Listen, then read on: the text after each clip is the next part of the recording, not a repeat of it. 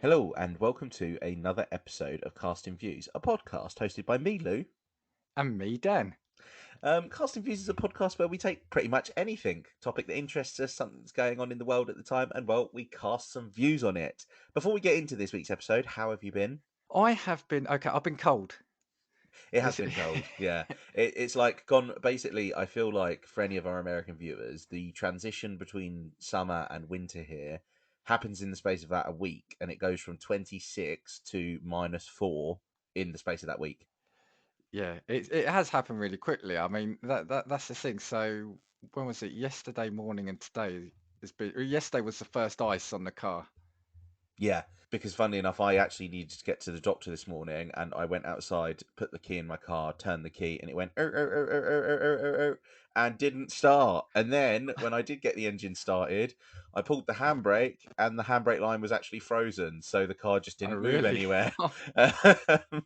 So that was an awkward one, explaining why I was late to the doctor that I saw this morning. But one of those I thought things. you were going to say the impression. I thought you said your car had turned into a seal.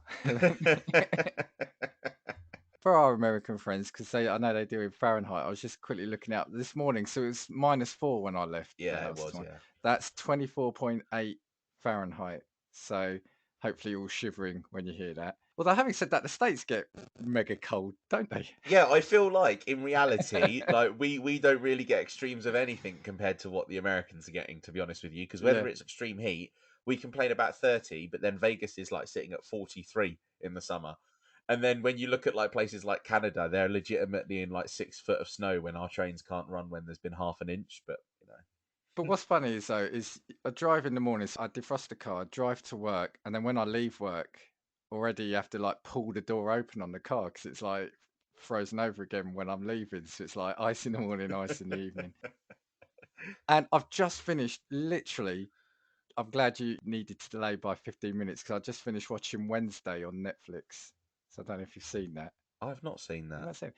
You know, it's based on the Adams family, Wednesday Adams. Oh, you should watch it. Really good. No, haven't. I've just seen all of the hype about the Harry and Meghan documentary. That's Yeah, all that that came people have out been. today. Oh, and the Americans will definitely be hearing about that. That's it feels like the only thing that's been on television. It's like we've got wars going on in the world, we've got like extreme weather, but Harry and Meghan's documentary is front pages everywhere. But how have you been? How have you been? Yeah, not too bad to be fair. I've been all right. Like I said, apart from the fact that the weather's completely dropped off, and I now feel like Jack Frost.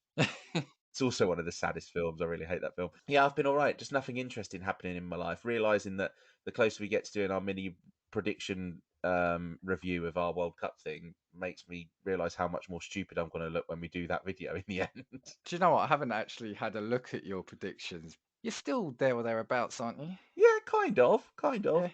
There's a couple of ones that are a little bit iffy, but well, we're ticking along, still ticking along. But yeah, unfortunately, our American friends were booted out of the World Cup, weren't they? Yeah, by Holland, wasn't it? Yeah, it was the Netherlands, unfortunately. All right, I think we should move on. Right. Now, before we get into our episode, which is going to be talking about something that me and Dan probably wish that we were. Yeah, yeah, Yeah, yeah. definitely. We're going to hear a promo from some of our friends, and this week it's Chat Tsunami.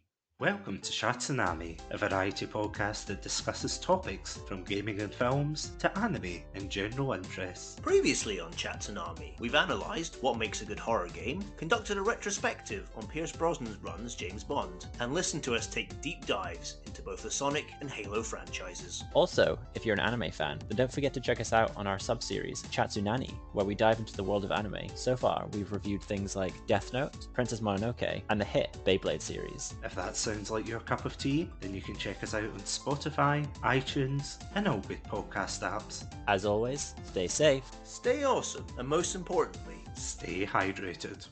And we're back. So, this week, a thing that we definitely want to be. What are we talking about, Dan? Lottery and lottery winners. Lottery and lottery winners. I don't know how lotteries must work in other countries, but generally speaking, if you have you ever bought a lottery ticket in another country? No, no, I'm not sure if you can. I don't know. Are there I rules think about that? there's like a maximum amount that you can take if you do like win a lottery in a foreign country. Because I think that I was in Barbados and their national lottery was like 30,000 Bayesian dollars, but it wasn't actually open to foreigners, so you couldn't buy tickets because you couldn't claim the prize anyway. And I thought to myself, I was like, in an instance like that, where the country's really small, you don't want to be taking out that 30 grand because that's actually a hell of a lot of money, potentially for local economy. If any of our American friends want to get us in, we'll PayPal you the money, and you can send us transfer the money on, your Powerball stuff over there. Yeah, we'll I think work it out. we were able to buy Powerball tickets at one point here, weren't we? Maybe I'm I talking don't know. shit. No, it sounds right, but Yeah. it's one thing I didn't look at actually. So lottery in the UK, because this will be our lived experience. There's two main lotteries in reality here, isn't there? Now, yeah. Yeah, now. So, well, modern day, so my era. So we have the National Lottery, which is just the UK, isn't it? Yeah, Lotto, Yeah, so it's the Lotto. affectionately call it, because you've got to make it seem more gamey, haven't you? Yeah, So it's the Lotto. it's the Lotto. Hook those kids young. And what are the jackpot prizes for the Lotto? That's there. Well, nowadays it probably runs up to about 20 million quid on a big jackpot, doesn't it? Yeah, the funny thing I was going to say, yeah, it's quite low, but I was going to say, yeah, it's around the 12 million. But 12 million is a lot. It's just Yeah, it used to be when it came out. It used to be a lot more than that. Yeah. And then our second big lottery is actually the Euro Millions, which is played all over Europe. And the jackpots on that, I think, can reach 150, 180 million quid was our last, like, really big one. Yeah, well, actually, I've got it here. The biggest jackpot on that, the biggest one jackpot is 195,707,000 Was that pounds or euros? It doesn't really pounds. That matter. was no, that was Jesus, pounds. Yeah, 195 million quid. Makes you yeah, richer than basically every Premier League footballer. yeah. And the biggest lotto was 66 million, just Oh over 66 wow, million. wow, Yeah, that's a huge yeah. jackpot for the lotto because usually you see it and it's like 2 million quid, and then you get to the count, you're like, not even worth doing. Yeah, but I think if we at some point, I'm sure I've got it. I think that was in 2012 or 2016, so that was some time ago, and it must have been number of rollovers as well. Yeah, yeah. So I've got a couple of stories and also a couple of well, they're all unfortunate stories. I feel like the only interesting things to talk about with the lottery are going to be the unfortunate stories. So I don't know what you've come with. Have you come with any fact about lottery just in I have, general? you know Okay, me. yeah. So we'll let Dan kick off with the fact about lottery, and then we'll go into. I thought to myself, I was like, he's going to come with the history of the national lottery. No, well, I was just going to talk about kind of when it was introduced in England and some things. So we got it for the first time in '94, and I remember when it came out, it was massive. It was really hyped, and I think almost everyone had bought a ticket. Yeah, like you said, we've got two main ones here now: the Euro Millions, which is sort of shared across Europe, isn't it? But generally seems to be UK winners most of Oh the yeah, time for that, yeah. doesn't it? Honestly, I Yeah. would say that of the big jackpots, every other one is probably a UK winner. Yeah, the lotto, you pick six numbers from 50, I think, but it is six numbers anyway.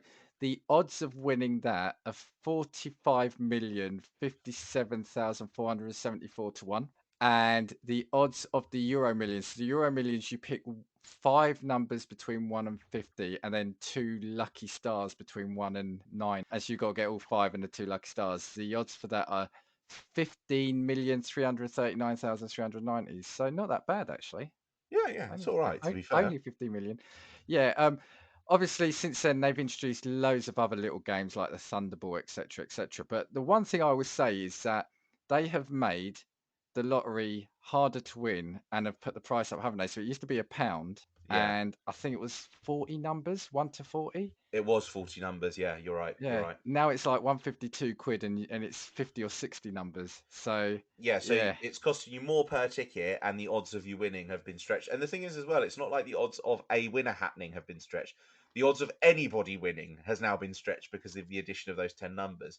yeah. Statistically, do you know what the difference is because of the add-on of the 10 No, numbers? Because no, I bet you it's I like didn't find an that. extra 50 million to 1 now or something on top of the original statistics. Yeah, yeah. Have you got anything about the biggest unclaimed prize here? And have Funnily you got enough, that?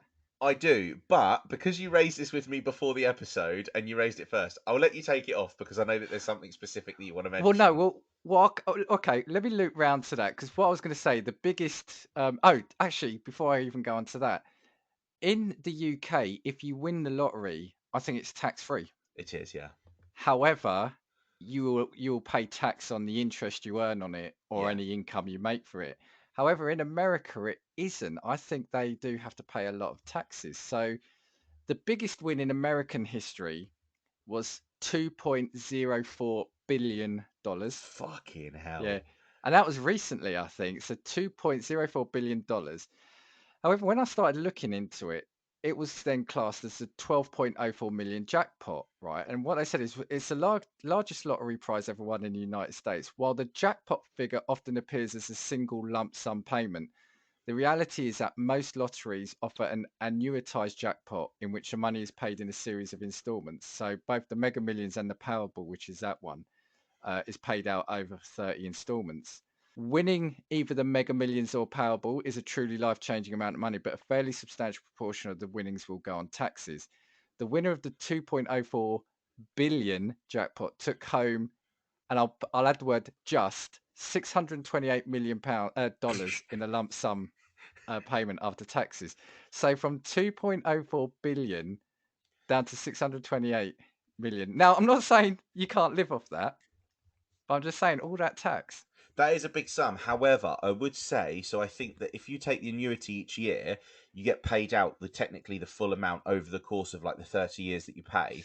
That's However, true. if you take Yeah. the lump sum, you're only taking like 60% of what the actual Yeah. figure is. So whilst it seems obnoxious at first, they've probably only paid a 50% tax rate.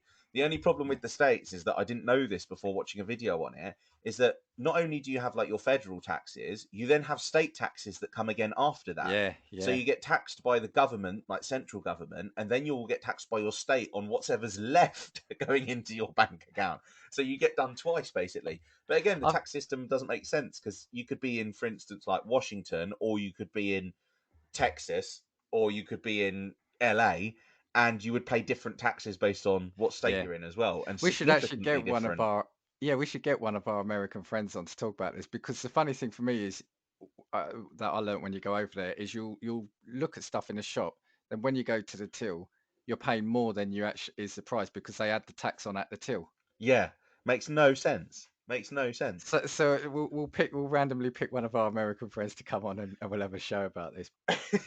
But just before, again, we go to general chat, the biggest sort of win in Europe was Spain, and that's the Sorteo Extraordinario de Navidad, or the Spanish Christmas Lottery. Apologies for the pronunciation there. Is generally considered to be the world's largest lottery game, and in 2012, the first prize was 720 million euros. Jesus. Yeah, which was then that equated to 941.8 million US dollars, which in today's money would be 1.215 billion dollars. But what I like about the Spanish one is it looks like the way they do it, and I won't go into it because it's all complicated, but it looks like they do actually split the money out amongst more winners. Right, okay. And that's actually what I was going to say to you. So, do you play the lottery now? Have you played the lottery? What's your view on playing the lottery? Yeah, like, do you know what it is? If I happen to be in a shop on a Tuesday or a Friday, because I only play the Euro Millions, because let's face it, 10 million quid's not enough, is it? Yeah. I just buy a ticket if I'm there just for the sake of, and there's always that weird thing. The lottery's a really strange thing, isn't it? Because psychologically, you buy a ticket and immediately think that your chances of winning the lottery are like 50-50. Absolutely, yeah, yeah, It's a really weird thing, isn't it? yeah. There's amazing psychology behind it. But yeah, I'd say that I'd play it, let's say a ticket a week. What about sort of friends and family? Well, let's start with friends because of your age group. What was the lottery a thing for them? Yeah, I feel like I don't know many people that go out and buy lottery tickets to my friends. However, a lot of people now do it on the apps. So whereas I Yeah, would still go to a shop and buy a physical ticket because there's more thrill in that, I guess.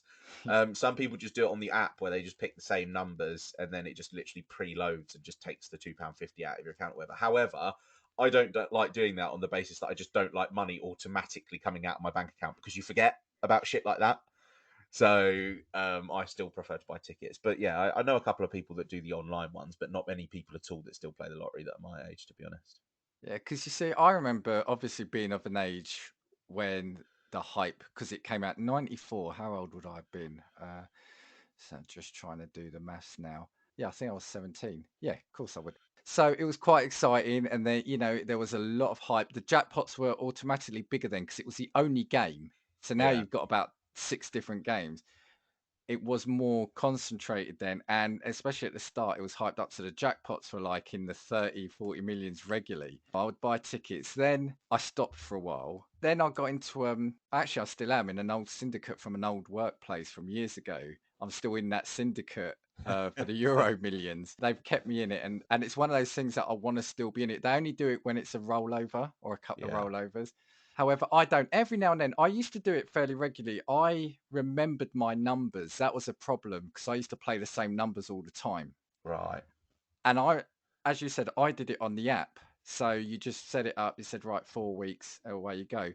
Then at some point, I think I either forgot my password or locked my phone or whatever. So I then just didn't do it for years, mainly because I couldn't be bothered. Oh, I forgot to log into the app once and do it. And then I just didn't do it because I never used the app. Now I'll do it every now and then if I see the Euro Millions is at a huge rollover, because obviously I'm more likely to win it when it's like been 3 week rollover and everyone and their dog is buying a ticket, rather than on a normal week when there's probably a lot less people buying tickets. That's how my brain works. Yeah. Um, Yeah. but I will say to you, the one advantage, and this will lead nicely into the story you've just referenced, which is quite coincidental, but I'll take it. When you play via the app, it automatically lets you know if you've won. Oh, yeah. Right. But you know what? They are really sneaky. The way they do it is you will get an email the next day and it will say, "We've got great news about your lottery ticket. Log in now to find out." Right. And your heart starts beating, you start getting a cold sweat. I log in. "You've won £1.20. Congratulations." It's like no matter how much you've won, it always says, "We've got great news." Winning £1.20 when that's less than how much I paid for the ticket isn't great news. Yeah. That's rubbing salt into open wounds, my friends. There's nothing more infuriating than seeing a prize that is less than the ticket cost, because at that point it's just like I'd rather just have burned the whole Yeah. 250. I mean, I've won £80 before. That's the biggest amount. But like I said, I play it fairly infrequently. What about scratch cards, actually? Because I thought they were a clever attempt at cashing in on the addictive nature of just one more go. Yeah, scratch cards are more funny because I feel like there's a more regular payoff with scratch cards. So scratch cards, you know that ultimately, if you buy 4 of them, you're probably going to win. You might not get your stake back, but you're probably going to win because statistically, that's just what it is. It's usually 1 in 4.2 or something, isn't it?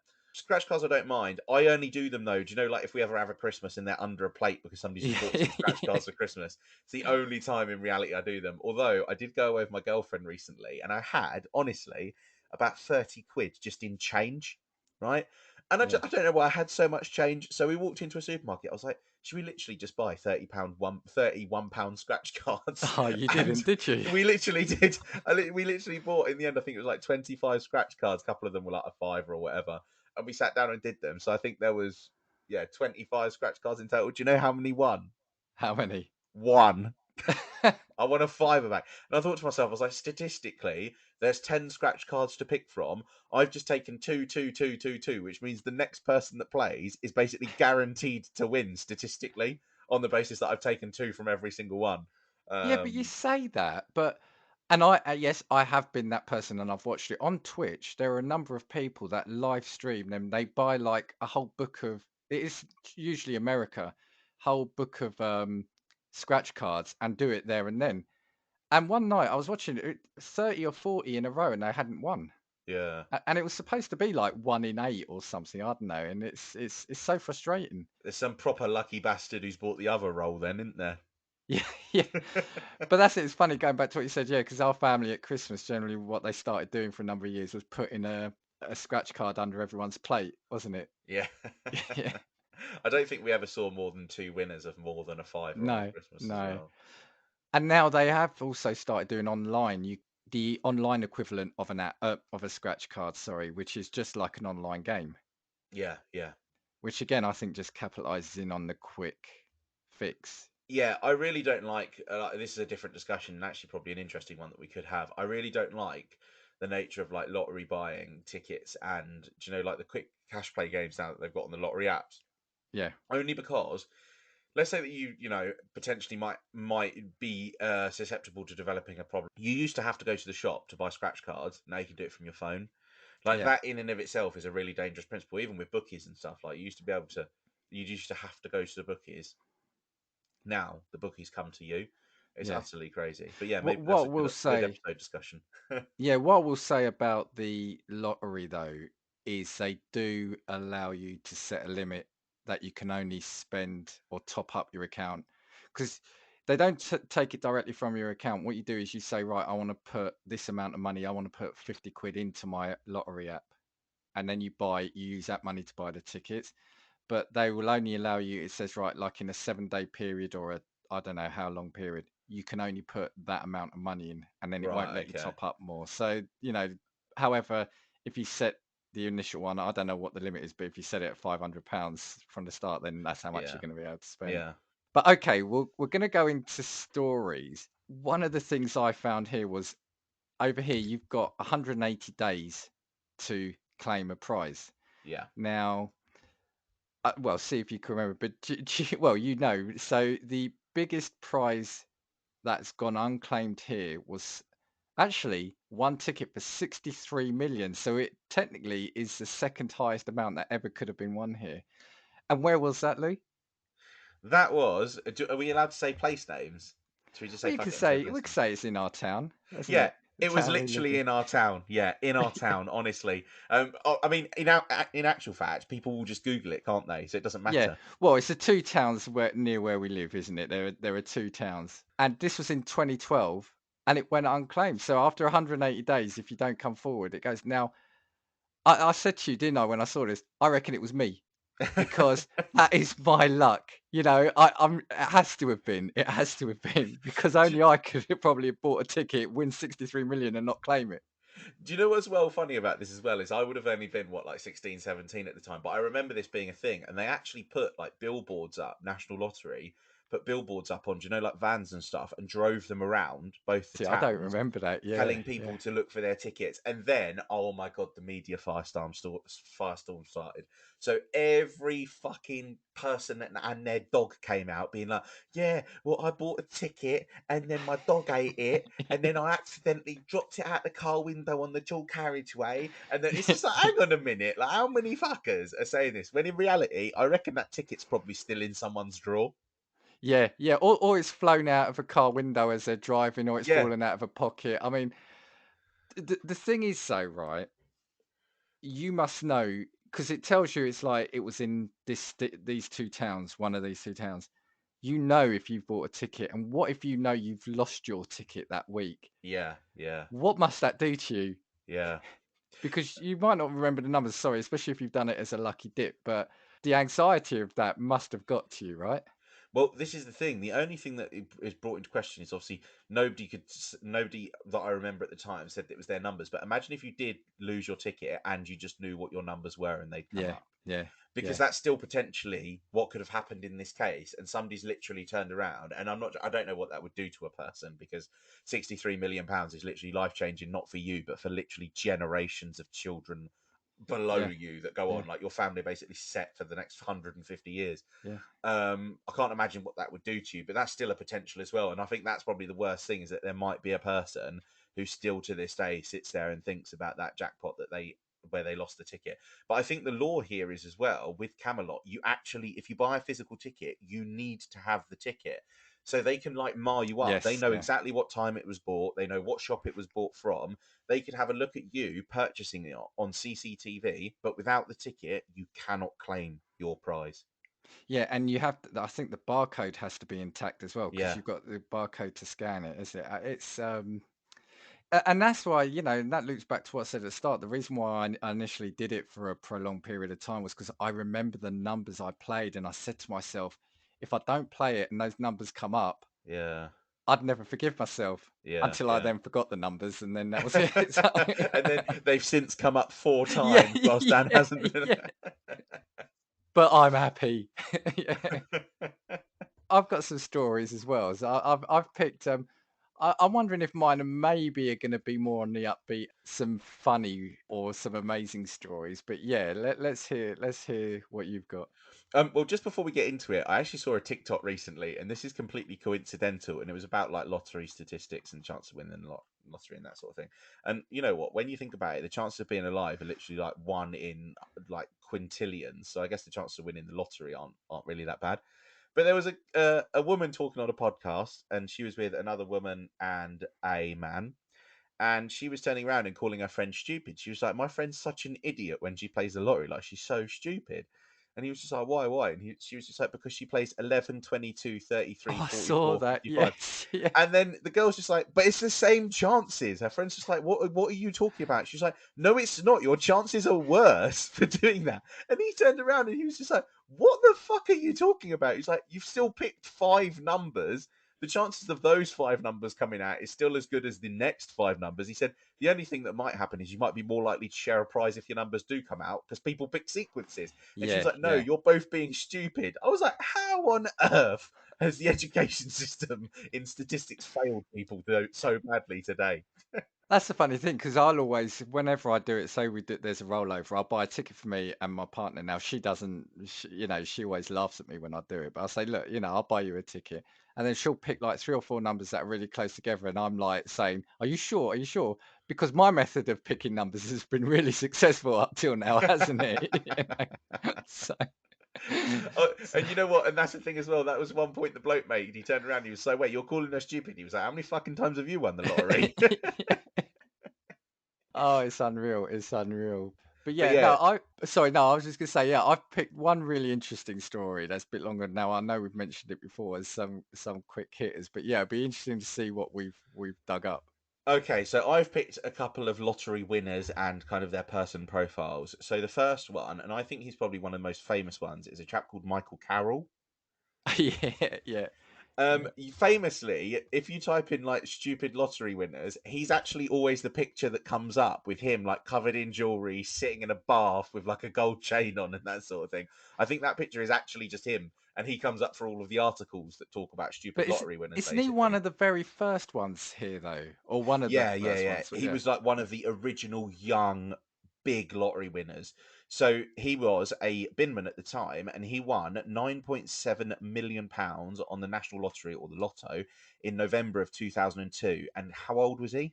He was 19. 19. Yeah, yeah. He became nicknamed by the tabloid media as the Lotto Lout and self-proclaimed King of the Chavs. So obviously, the story starts off with a 19-year-old having £9.7 million put in their bank. If I was to ask you to forward to 2022, how much of that £9.7 million do you think is still in Michael Carroll's bank? I'm gonna say he probably owes money.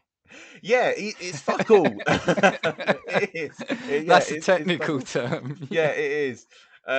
So basically, obviously, at age 19, I think this is what the problem is. I think you can do a lottery ticket here at age 16, can't you? Well, yeah, yeah. it'll be proved by my next story, in actual fact.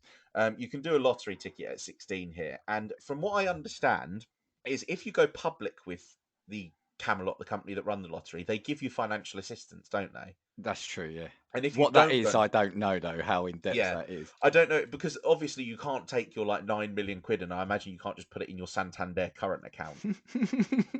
Like walking in, do you know, like you walk into your local branch with the big comedy check, and they're like, "Sir, we do not have the Yeah, capacity yeah, for this." yeah. Where did they get those big checks from? Yeah, yeah, honestly, and like, do you actually properly get to keep it? I wonder if he's still got his big comedy check, even though he's not got the 9.7 million quids. Yeah, yeah, But yeah, so obviously at 19, you're not responsible as a human being in reality until you're probably about 25, if we're being honest. So yeah, 9.7 million quid, and bear in mind this was in the early 2000s. So if you were talking for inflation, you're probably talking like 30 million quid now, really, aren't you? yeah. That was a huge amount then. Yeah, Massive, massive amount of yeah. money. Well, it's a huge amount now, Well, but yes, then, the big amount of, yeah. That's one of the lottery jackpots that I look at the thing and be like, nah, I don't want to play it. Don't want to play it this week. yeah, I'll save my £2 this week. So basically, at the time of his win, he actually didn't even have a bank account Wow. because he was only part-time employed when he won the lottery. He actually tried to open a bank account with Coots, and they're basically a private bank. So they're one of these posh banks that, like, footballers and that sort of thing Yeah. use. But he had his application refused because of his criminal record, and Coots was actually recommended by Camelot. So again, that's probably the financial assistance. They hook you up Okay. with Yeah. the Yeah. financial advisors and that sort of thing. So he spent his money rather lavishly. So he was a fan of Rangers, and he invested £1 million of his winnings into the football club. £1 million. Wh- I mean, Which club? Sorry, which club? Rangers. Rangers. Okay. Now, I Okay. know that, £9.7 million is a lot of money, but would you invest 10% of your current wealth into Tottenham Hotspur? No. Yeah, fuck no. Fuck no, because it's a stupid idea to begin with anyway. So you can actually, do you know what it is as well? You can actually see where the money ticks down. So he's now at what, 8.7 million. He he had advice to turn around and set up a £3.9 million investment bond. Now, the issue with the bond is that he was advised to only use that money if his funds from other accounts were gone, because once you took money from the bond account, you had huge like penalty fees basically. So it would accrue interest at a huge rate. But if you were just withdrawing money willy-nilly, you'd have huge penalty fees Right. Okay. Yeah. added on to the amount that you're actually withdrawing. Now, he gave his mum, aunt, and sister £1 million each. So he's already spent £1 million. So now he's down at what, £5.7 million. Yeah. So if we were doing this on YouTube, I'd love to have had a counter in the top corner with it Yeah, counting oh my down as you god, we said could have this. done Ding ding ding such, ding ding yes, ding ding such ding good ding ding graphic. ding ding. And then literally it's like bankrupt. It's like, Yeah. but yeah, gave his mother, aunt, and sister £1 million each. And then after that point, he actually had to start living off of the bond account, which was obviously the huge problem because he was getting charged massive amounts of money for withdrawing from it. He then ended up getting in trouble with the law, which is, I don't know what stories you've got or if you've got any about lottery winners. A common theme amongst lottery Yeah. winners Yeah. is getting in trouble with the law. So in 2005, he was given an ASBO after he was found that while drunk, he had been catapulting steel balls from his Mercedes van, which resulted in breaking 32 car and shop windows. And as well, he did it in the town that he fucking lived. Well, he could pay them to replace them. So it's all right. Yeah, I mean, that's like the perfect example of like, oh yeah, I can pay for it. It's like a very Bullingdon Boys Club thing, isn't it? Yeah. Yeah. Yeah. Yeah. He was sentenced to 240 hours of community service and faced a warning. He actually had an affray, and affray for anybody who doesn't know is basically just like fighting in public, if that makes sense. And then by 2006, he was almost broke, having spent his fortune on homes, drugs, parties, jewelry, and cars. He denied rumours that he had no money left. And then something rather scary, and again, a point that we should touch on about winning the lottery, is all your old demons come out when you win the lottery, don't they? Yes. Yeah. So, when he was living at his mansion in Swaffham, wherever that is, 5 of his Rottweilers were found dead with their throats cut, and he was blackmailed by people who were threatening his family. So he paid them £130,000. Apparently, he said that men came to his house with shotguns and said, "You're not so big now." And apparently, he just left the home and never went back. And then in May of 2010, he actually applied for his old job as a binman again because he was absolutely, completely broke. See, I mean, and it's easy to look at him and have a go at him, right? I'm not saying that's what you've done, but I'm saying I know people did in the press that ridiculed him. But, he was 19 years old. Yeah. He was a binman. He'd got in trouble. He's obviously been in trouble with the law. And then he wins almost 10 million, right? At 19, at that earlier time, I kind of feel for him that, there probably weren't people around him giving him the proper advice he should have. Yeah, yeah, And I absolutely. kind of feel for him a bit. Because as well, even with the £1 million that went to his mum, aunt, and sister, like what happened to that £1 million as Yeah. well? So, Yeah. like, if there's absolutely nothing left, surely they couldn't have spent it on buying just a bigger house, which would have ultimately held a little bit of value or anything like that. It must have literally just all been pissed away. He did say, though, in 2010 that he had no regrets about the way in which he spent his winnings. But you have to remember, in 2010, he was still only, what, 27 years old? Yeah. Yeah. So Yeah. he's in essence he's still got his whole working life in front of him. He's had his amazing fun while he's been young, and Yeah, he's that's basically true. just starting off where everybody else did anyway, I That's guess. true. He wasn't the guy. There was one guy who like built a racetrack in his back garden, bought like a mansion, and then built a racetrack in his back garden. That wasn't him, was it? I don't think so, but I will check that Yeah. and just make sure. But I don't think it was, no. But why are you doing that? Because you see, I'm the stat man, but you're the Google man. No, it wasn't him. I wasn't him. Do you know the funny thing about this, right? Was when I went into work today, people at work were talking about this guy and the Powerball lottery win in America, but I hadn't obviously told them. They don't know I've got this podcast at the moment. I just thought, oh no, we've got to record this quick. What's going on in the world about the lottery? We have to get this episode done. But it was just funny they were talking about him as well. Yeah, I just think now, all these years later, people are more aware of all the horror stories of people, because he's not the only one. There are so many stories, and I don't know if you've got them of people where they just win it and they go off the rails proper. Yeah. But I think nowadays, probably still a case, but I think people now are more willing to be savvy with the money nowadays, especially as everything's just so expensive now anyway. Yeah, yeah. Probably need 10 million just to get through the winter this year. Yeah, well, this is the thing. In reality, you sneeze in London and you spent 500 Yeah. grand. Like, yeah, I thought that one was a sad one, and I agree with you as well. I think that the premise of the fact that evidently there was no one there to kind of be like a guiding hand, and evidently, as much as don't know if this is going to spoil my chance of winning lottery. Camelot, please don't curse my tickets. Evidently the help that's probably needed for particular people isn't quite there. Like, if he was a 55-year-old like couple that were married and had stable jobs and had never had any trouble for, you'd be like, yeah, they need limited help. But a 19-year-old, you think, fucking I hell, wonder if that's changed though, because don't forget that was still only 8 years into it. I wonder if it's Yeah, changed since true, all yeah, that. yeah, Because the thing is, especially because there are so many games now, you don't see much about winners anymore. Do you know yeah, what I mean? Like I couldn't tell you who won the lot or the Euro Million last week or 2 years ago, but he was in the paper. The tabloids especially, they were after him. yeah. And I'm not saying he wasn't giving them stuff to go after, but he was a star in his own right after that. Yeah, yeah, I agree. I also don't know whether now or not people turn around and like the whole anonymity thing, you have to go public if Yeah, you want Camelot yeah. to help you. I don't know whether or not people were happy to do it by themselves because the literal amount of cash that you have means that you have anyone at your facility. So, like, let's say that you win your £70 million, you could literally walk into whatever investment bank you wanted to and pay whoever it was to Exactly. turn Yeah, around. So in reality, you don't even need the help from Camelot, which means you yeah, don't even yeah. need to go public anymore. I think the last one I remember seeing was there was that couple that won like 130 million or something, and then he bought his local football club, and then he got divorced from his wife like That's three right. three months later or something like that. They've been married for like 20 odd years. And then you get the people who've won it twice, and it's like, why have you played it again after you've won it once? Yeah, yeah. What a Do you know what selfish I mean? as well. Like, surely there should be like a one ticket thing. Like, you win a jackpot Yeah, on a lottery, and they turn around and like ban your cards from yeah. turning around If and playing if you've again. if you've won more than 10 million, you can't play again for another 10 years. A million a Yeah. year. Like, why does the lottery not have a sign above it that says "Please take one only"? Yeah, yeah. Um, right. I've got a story here. Or did you have anything else on the No, we'll Lotto do one now? of yours, and then Yeah. we'll skip back to another one of mine. We've discussed this, but I remember talking about it briefly. But I wanted to do it again because it's a brilliant story and it's a complete total opposite end of the story you said. Right, this is a guy. So back in 1988, an Australian truck driver, and stay with me because it doesn't sound like it's going to be a nice story at the start, but please stay with me. All right, trust me. Australian truck driver Bill Morgan was involved in a truck accident that nearly crushed him.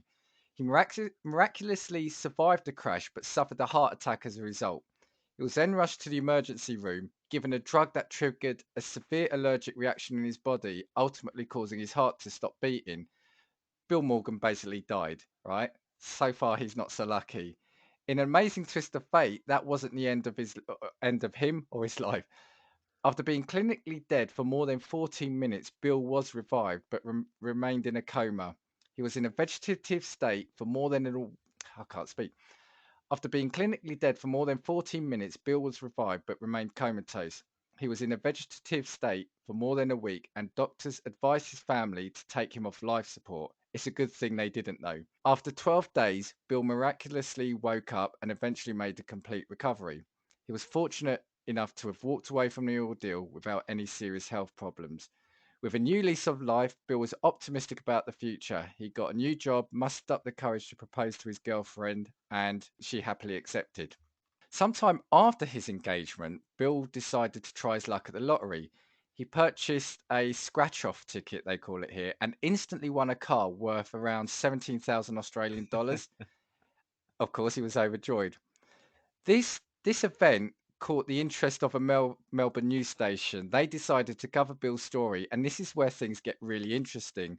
While filming a reenactment of his win, Bill purchased another scratch card that would prove to be his biggest surprise yet. He had just won 250k right on live television. Now there is a video. If I know you've seen it, haven't you? Yeah, it's There is a honestly, it's video. It's amazing. just brilliant, isn't it? And he goes and he says it here. He says, "I've just won 250,000. I'm not joking." He says. Yeah, no. In actual fact, he says, "I've just won 250,000. I'm not joking." Seriously, it's such a nice thing, isn't it? Because the fact he died was he was in a car crash, given medication that put him into a coma. They almost were potentially close to turning off his life support. He makes a miraculous recovery, wins the car worth 17,000, gets on the news, and wins 200. I just think that's an amazing story. It is literally. If you do watch the video, it is one of the. It's actually, I think it's quite heartwarming because his reaction is so yeah. like shocked and like, oh my god, I can't believe this. Like he almost looks like he's going to have a heart attack. And like He goes white, doesn't he? He does, goes totally white. He has to bend over and like because he's like just freaking out. But it was honestly a brilliant video and an amazing story in and of itself. Like the pure luck to be doing it yeah. when asked on live television to turn around, and the camera crew were almost like, "Oh, we don't believe you," because they must have thought that he was reenacting like him winning, but he wasn't. He just fucking won again. Yeah. Now I haven't actually followed it up what's happened to him since, but it's like, the luck to have won that first ticket, the luck that the local news station said, "Oh, should we do a story on him? Yeah, let's do it." The luck to go to that store at that time to buy that ticket to win that prize, phenomenal. You know what? As well, can I just say after the story broke, I distinctly remember seeing something about the news station trying to sue him. Oh, really? Because it was them that took him to the thing and they got him to buy the ticket. So they tried to sue him on the basis that they were the reason that he won for some of the money. I'm not having it. I'm being serious. No, again, I'm not saying you. I'm saying to them. I'm not having it from them. Oh, yeah, 100%. Fuck that news station. Is it Melbourne, did you say? Yeah, Melbourne. Yeah, whatever News, Melbourne. Fuck Melbourne News. I don't care. We don't need a sponsorship from them, Dan. Hi, Australia, by the way. Yeah, I want to say hi, everybody except Melbourne News. I hope Melbourne Who tried News to have- sue him? Who The tried current, to sue him. the current Melbourne News. We like you, possibly. I haven't read your paper, but those who tried to sue him, screw you. I hope everyone in Australia is having a great day, apart from fucking Melbourne News. Who tried to sue him because they might be nice now. We don't know. But yeah, I'm pretty sure that they tried to sue him afterwards for.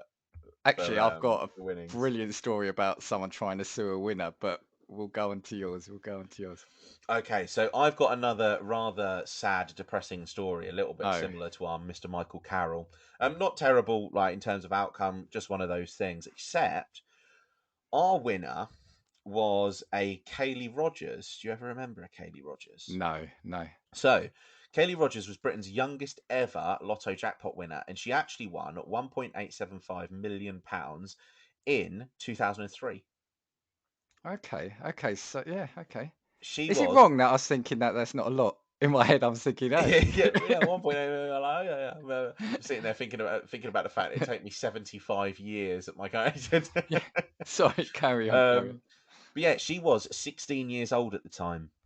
Wow, I mean that's basically at the limit, isn't it? Yeah, that is literally as young as you can be to win the lottery. She was actually living in foster care at the time, and she immediately quit her £3.60 an hour job as a co-op checkout worker, and started splashing the money, basically. Now, again, this is one of those instances where how much help do you need is probably dependent on who you are.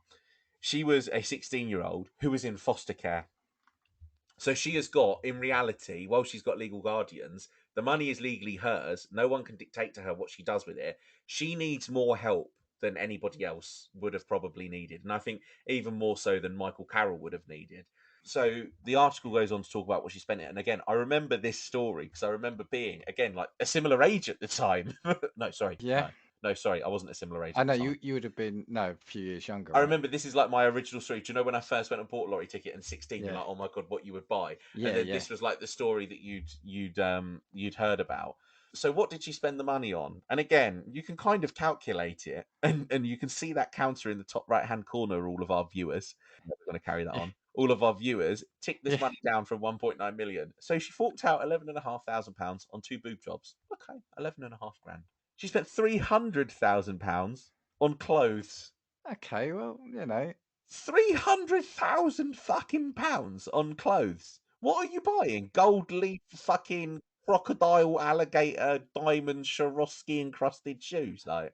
Possibly, but I'm just thinking at that age, and if she's been in foster care, clothes are probably the thing that maybe will change her appearance. Do you know what I mean? If she's had the Okay. boob job as well, she's probably had an image problem, if you know what I mean.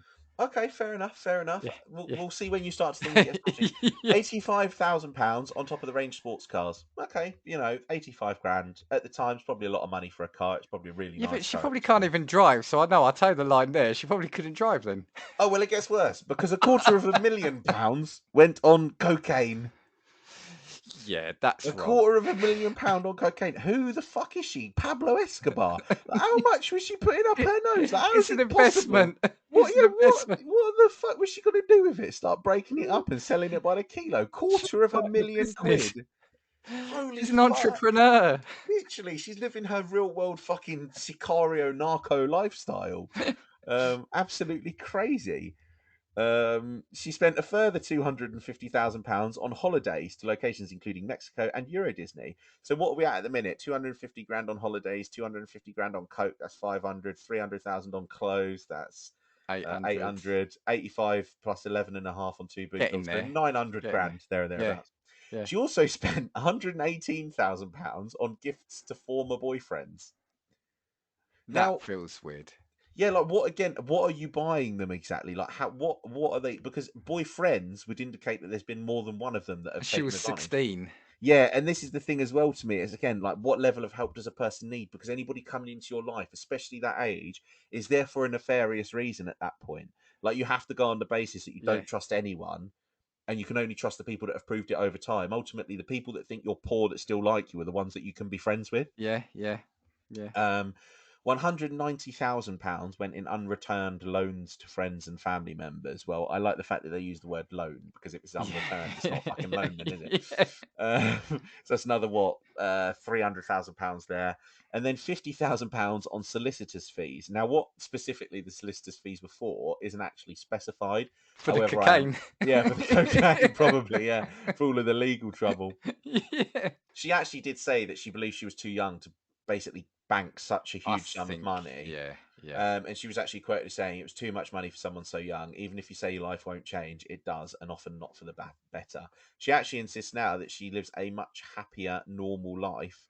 And she says the pressure to splash out and live a glam party life has gone, and she prefers kind of the normal things that she's doing now. I She was hope actually so. hit with she squandered her 2003 jackpot, obviously, and she's been again in trouble with the police previously. So she was pepper sprayed. This isn't funny. She was she was pepper sprayed by police following a car crash whilst high on some of that £250,000 worth of cocaine. And then she fled with her boyfriend on like a chase in like her Hyundai 4x4 as well. She had numerous driving bans. Not all of the money went to waste. She bought a £180,000 bungalow and a £76,000 home for her mum. Now, bear in mind, I don't know what point those were purchased, but doesn't it go to show how fucking terrible inflation's been in this country? Yeah, that was a really good investment. To be fair, that's a really good investment. That was. Yeah, the bungalow especially. Absolutely crazy. When she met her then boyfriend, her life spiraled out of control. So she was actually left nearly penniless with just £2,000 in the bank in 2003. So that was the same year that she won the money. Yeah, again, I know people will be screaming saying, "Oh, I don't feel sorry for her." I kind of feel for her. Again, she's 16, I think it's too young. And I think 16 in the position she was in foster care. Yeah. So she's obviously probably not had the best, well, she won't have had the best of lives up till that point. So then at that age, get that amount of money, I just think, yeah, maybe at that point there should have been a limit of 18. I don't know. That's Yeah. how it is.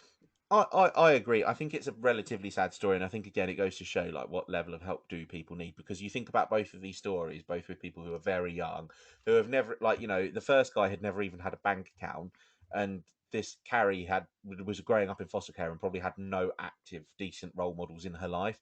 So could you imagine the good that could have been done with their lives and where they would be now had they had the correct help? Ultimately, that 2 million quid that she won, or near 2 million quid, would have probably have been turned into 15 or 20 by now if she did, spent it in the correct way and invested it wisely. Similarly with Michael Carroll as well. I think they're just sad stories that ultimately kind of, but if there's one positive that you can take for them, it's that neither of them kind of regret it. And I guess it's true. It's kind of like you're back in the same place that any other normal person would have been, except what you did was have, I mean, she only had 6 months, to be fair. At least Michael Carroll had about 5 years.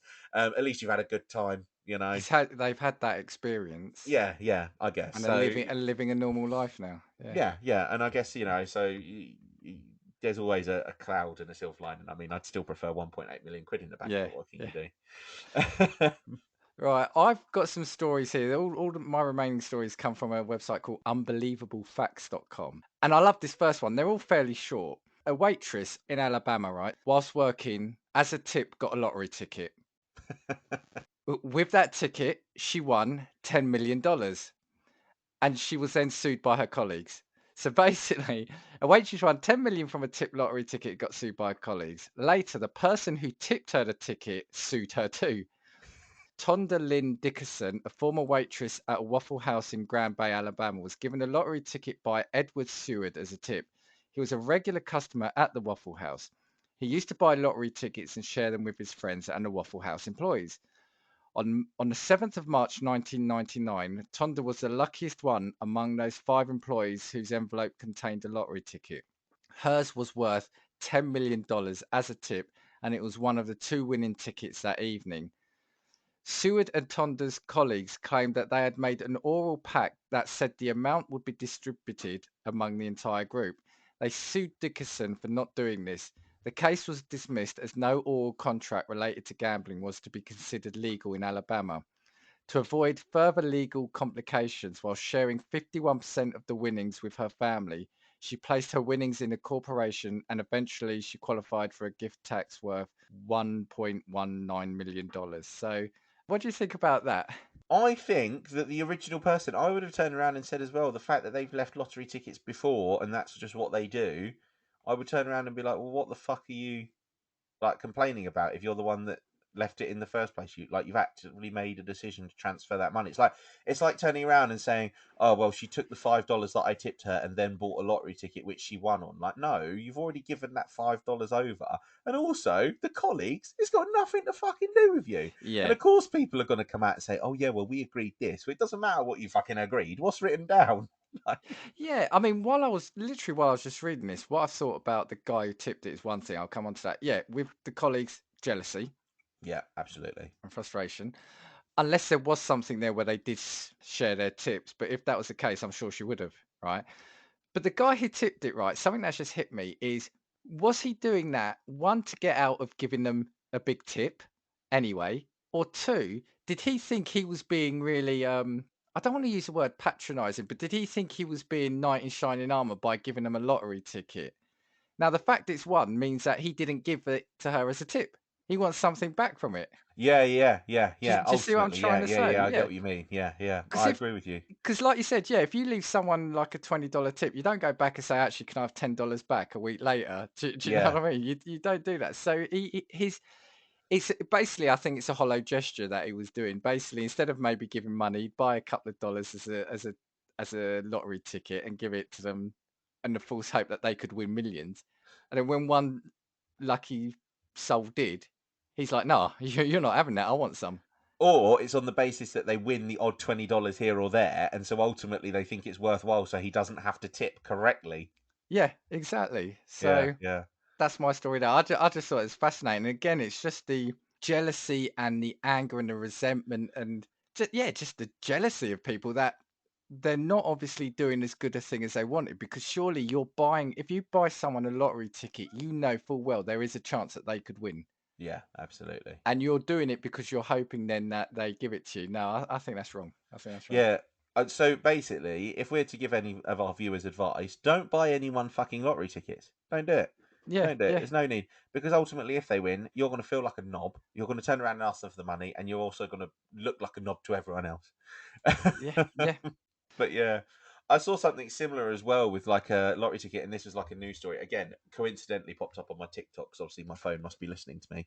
And it was one where a grandmother and a grandson had bought a lottery ticket. So I believe that the story goes that the grandmother has given the grandson money to go and buy a lottery ticket, is what she says. He says that he just went to the shop and bought a lottery ticket, and he agreed that they would split it together, because they actually had something written down that they would split lottery winnings, like, you know, because you can actually write a syndicate form down on just a scrap piece of paper or a tissue. The lottery actually wins. They win a couple of $1 million. Then the grandmother says that she's suing her grandson because she gave him the money to go and buy the lottery ticket. And then the grandson is countersuing the grandmother for suing him to begin with. And I just think to myself, do you know who's winning here? The lawyers, the I was going to solicitors. say, They're the ones winning, because yeah, afterwards, that $3 million that you've won is going to be fuck all after they've legal had their fees, cut. yeah. Yeah, legal fees. Legal fees. Oh yeah, what were you left with? $30,000 after the solicitors took all the 2.8 million of it. Like, I It's just, fine because they're going to end up on the Jerry Springer show anyway. So, yeah. right. If you got another one, No, I was going to go into some bits about like lottery, what we would do, hypothetical situations, because everybody loves having these conversations. But if you've got some more stories, we'll run so through yours yeah, first. let me give you a couple more. I've got one over here in Scotland. After being ordered by his mum to clean his messy room for a number of weeks, Ryan Kitching found a hidden treasure. The 19-year-old teen of Midlothian, Scotland, discovered 12 old lottery tickets while cleaning his room. One of those tickets won him £52,981, which was around $83,900. Before throwing them out with a pile of junk, he thought that he should check the numbers. For verification, Ryan checked the lottery numbers in the local supermarket. It was then that he found out he'd been sitting with a winning lottery ticket for nearly a month. He said, "My dad wants me to put down a deposit on some property, then rent it out maybe." Ryan, however, has a few ideas regarding what he wants to do with his winning amount. He also has plans to help his younger brother, Sean, 16. Also, he wants to buy a new car and take his family for a vacation. So that's quite a nice one there, isn't it? Yeah, that's quite wholesome, I think, generally speaking, because it's not a But poisonous amount of money. no, and he wants to help the family. But how funny is it that one, he's got 12 lottery tickets in the drawer Yeah, that yeah. he's not checking? Why would you do that? And secondly, he only found out because his mum had been nagging him. To clean his room.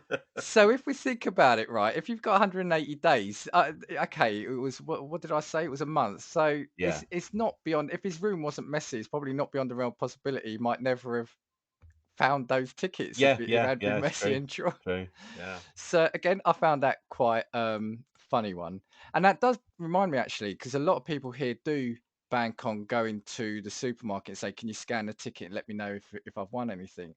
And there was a couple of shopkeepers here stories where they were saying, "No, your ticket's not won. I'll throw it away for you," but they actually were winners, and they were then claiming it. I haven't found any here, but I do remember that being in the press. Yeah, I mean the shopkeepers obviously found a quick way of making money. Right, here's another one. This is in. We are going all the way over to LA now. So, a woman won $1.3 million in the lottery, but to avoid sharing the amount, she divorced her husband. Her husband found out, sued her, and she had to give 100% of her winnings to her husband for falsifying data about their property during the divorce. Imagine.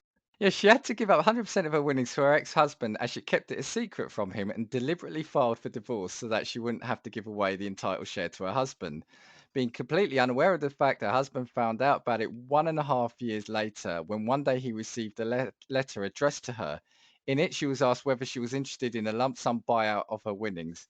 Also, a fact surfaced that Denise would use the address of her mother's house for annual checks so that the entire scenario could be kept from her husband.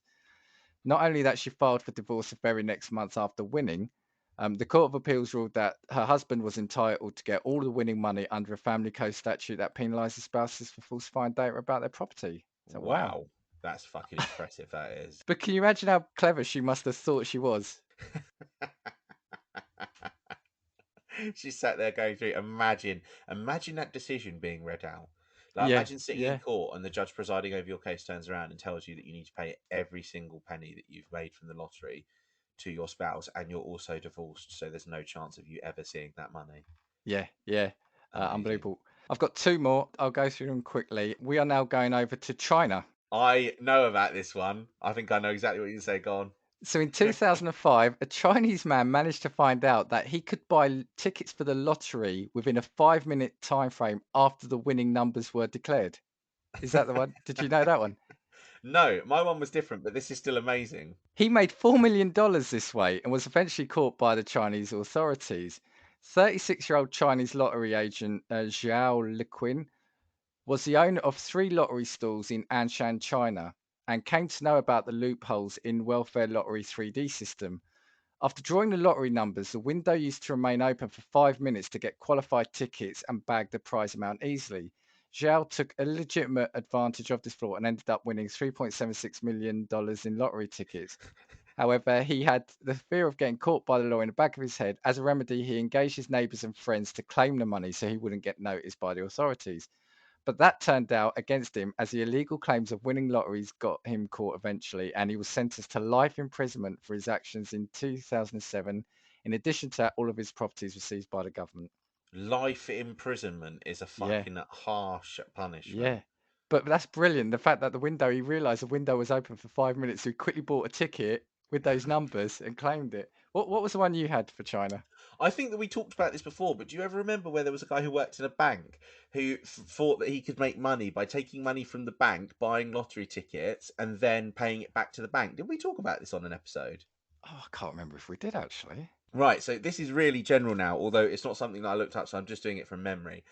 So, from what I remember, is that there was a scheme at a bank in China, and an employee thought, and he did some calculations and realised that he could likely make a profit on buying lottery tickets. How sustainable of a plan that is, you'll find out at the end of this little tale, Yeah. unfortunately. The first time, by fucking absolute sheer luck, he'd taken what was the equivalent of like $30,000 from the bank. He made a huge profit of like 150 grand. So he Wow. paid the original money back.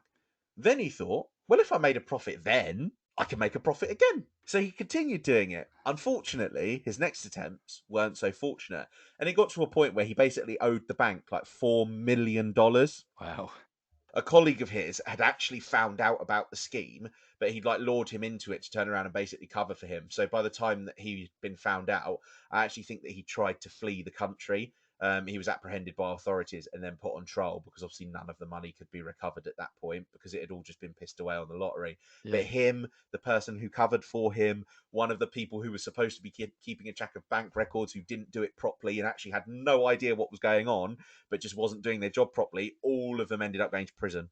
Wow. But yeah, I just thought to myself, I was just like, how lucky must you have been in that first instance? And you know, when like sometimes in life you get that feeling where fate must just be on your side, like that Yeah. instance of pure luck has given him absolute confidence that his bullshit scheme would have worked. But yeah, very, very horrific turnout. Right, I've got one more, and this is a Glenda Blackwell, I think a woman from North Carolina, bought a scratch card lottery ticket just to prove her husband that they are all useless, eventually a waste of money, and she won $1 million from that ticket.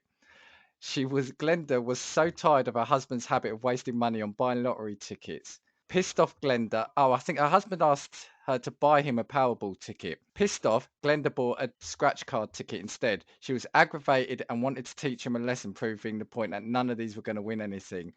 The scratch off ticket won a $1 million. Glenda mentioned, I had to eat my words, but they were worth eating, while giving an interview to CNN.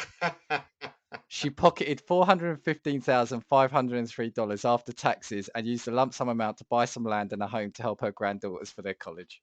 Amazing. See, that one's actually quite wholesome as well, while she turned around and proved herself wrong, but in an amazing way. But it doesn't mention that she gave her husband any money. She was just like, you're still fucking wrong. Yeah. Anyway, that's all my stuff. Yeah, the only points that I was going to finish on, because I feel like everybody at some point has had this conversation. I think it'd be quite funny for somebody to hear us talk about it. Let's say you win £150 million tomorrow. What's your plan? What are you doing? Right. I probably would, even though we only moved a couple of years ago, but I probably would move to maybe somewhere more out of the way. So Yeah, a it's new house. 150 million quid as well, by the way. So you're saying house. Do you mean mansion or do you mean house? No, I mean house. I mean, I wouldn't, in the end, the bigger the house I get, the more I've got to clean. Well, 150 million, I'm paying people to clean my house, but carry on. I already see flaws with your plan, but Well, you could see the stories that come out. Yeah, cleaner robs owner of lottery. I'd want to travel. That would be the main thing. I'd probably get myself a new car. Yeah, and then I'd probably, I'd make some investments. I'd invest in stocks and shit. No, do you know what? No, I honestly don't know. It would be the initial go-to is a new house, a new car, the ability to know that you are going to be financially secure. I'd probably see if I could get. I'd buy. Actually, no. There you go. I'd buy a mansion. I'm changing my mind. I'd buy a mansion and see if I could get Liam Gallagher to play his next concert for me in the back garden. There we go. That's it. You're And I think that would take up most of it. So you're recreating Hatfield, but in your back garden. yeah, and yeah, but just for me. Yeah. Amazing. I think that would do it. And a new car. Yeah, I Which feel like you're relatively sensible, but then you're not like a 19-year-old. So maybe that's what people do when they get old and boring. They turn around and think, "Oh, I just want some steady. stability. Just want some I'm gonna have stability." Liam Gallagher playing in my back garden. I reckon he probably doesn't command a huge fee anymore comparatively to 150 million quid. I'd probably pay someone to edit this podcast as well. Give me some time back. Amazing. Should we actually see how much Liam Gallagher costs? If you can. Why are you doing that? What would you do? So I would be a little bit more, how do I say this, flamboyant than you Okay. would be.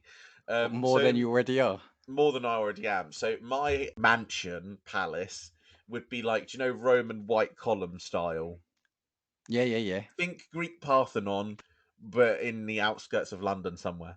Or Because I think Caesar's Palace in yeah, Vegas. it's Caesar's Palace in Vegas, fountains and shit like that, statues of me all over the place. The only thing that I think is if you win 150 million quid, do you reasonably think that you can move on to like the average house on the average street with that much money and that much wealth? Because do you not think that once people find out, potentially as well, in terms of like security and that sort of thing, you'd probably be a little bit more at risk for your No, and safety? that's what I'm saying. I'd go somewhere like Rory, one of these gated estates or something. Right, okay, I understand.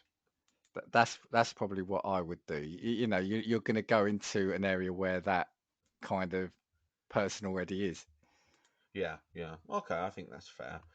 I think my only big vice would be cars. I feel like I'd have to have a Yes, yeah. house with like a 50 car garage because I'd be like, well, which one do I want for the first of the month versus what I want for the second, third, fourth, fifth, sixth, seventh? Do you know what I mean? That I think would probably be my big vice. And I think I'd probably have holiday homes. Like I'd like to turn around and be able to spend like 3 months in the Caribbean and then 3 months in the Alps and then three. Do you know what I mean? I'd like to be able to do that, but I don't think because I know that when you talk about traveling you would want to like see as much as possible if that makes sense. Yeah. See, whereas I'm a little bit different. I think I'd just like the consistency of being in a different environment that I knew for a period of time, if that makes sense. So I think that would be it for me. It'd be cars, holiday homes, and statues of myself. So that's what I mean. You call me not extravagant, but when I say travel, it would be like for 12 or 18 months Yeah, constant. That's what I'm saying. yeah. I'd want to see everything I want to see. And also, Liam Gallagher, this is from 3rd of July this year. Liam Gallagher was paid £500,000 to perform at a private 50th birthday for half an hour. Fucking There you hell. go. So if I got him for an hour, that's almost all my money. No, how much did you say? No, you said 150 150 million. million. So I could get him for about 10 hours or so, couldn't I? Yeah, you could get him for fucking ages. Liam, if you're listening to this and I won the lottery, you'd be able to come over. You'd spend the afternoon, give it, play in the afternoon and evening. Just let me know if that sounds like a go. Do you want me to say something really offensive To me or him? to him? Oh, go on. Then I can always choose to cut it out. You can always cut it out. He can only do half an hour sets because there's not many songs he's known for anymore. Get out. Get out. Get out. Get out. I think Liam's great. We're gonna have to call it there, unfortunately. Now that we've turned around and wound up another one. Who was it previously? Did we wind off Microsoft or Xbox or someone? Well, they're the same company. It's everyone at some point. It is everyone at some point. Well, no, point. you've wound him up. I've said I'd pay him £500,000, or Yeah, I'd probably hire him for 3 hours. There you go. Just as a separate note as well, and this is going to be like our end of the podcast chat. Did you ever see that interview with him where he turned around and talked about how different it is being a rock star now versus in the 90s? No, He I was don't. making a cup of tea. He was making a cup of tea backstage, and he turns around. He was like, back in the 90s, he was like, I'd have some little fucker putting the water in the kettle, some fucker turning it on, some fucker stirring the cup. He said, now all the music's on streaming. He said, I've got to do all this myself.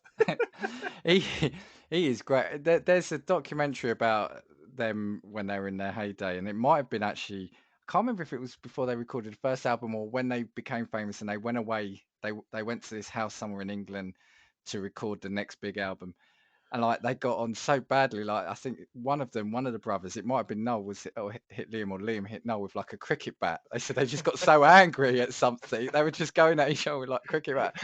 I mean, that's superb.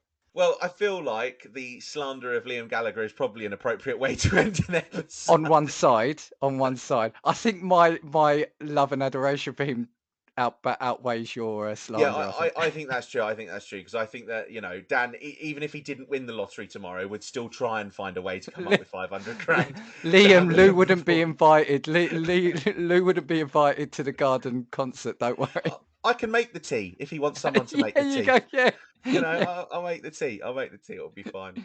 But yeah, if you enjoyed our episode and do have any comments, if you're a lottery winner and you decided to blow your winnings, do get in contact. You can send us a tweet at Casting Views or pop us an email. Or send us 50 quid. Or send us 50 quid. Or if you, do you know what? If you know anybody who did win the lottery and have seen one of those big comedy checks, I'd love to know if you get to keep them. Joking aside, there's got to be loads of lottery winners. If you have, yeah, let us know. We'll have a proper conversation with you. Yeah, honestly, it'd be amazing to turn around and get someone like that on. But yeah, you can pop us a tweet at Casting Views, or you can send us an email at castingviewspod@gmail.com. And we'll leave you with, we know there are many podcasts from which you can choose, so we thank you for listening to Casting Views. 1, 2, 3, 4. If I want your opinion, I will give it to you. Come on, check what we've got, 'cause you need it. Don't make us get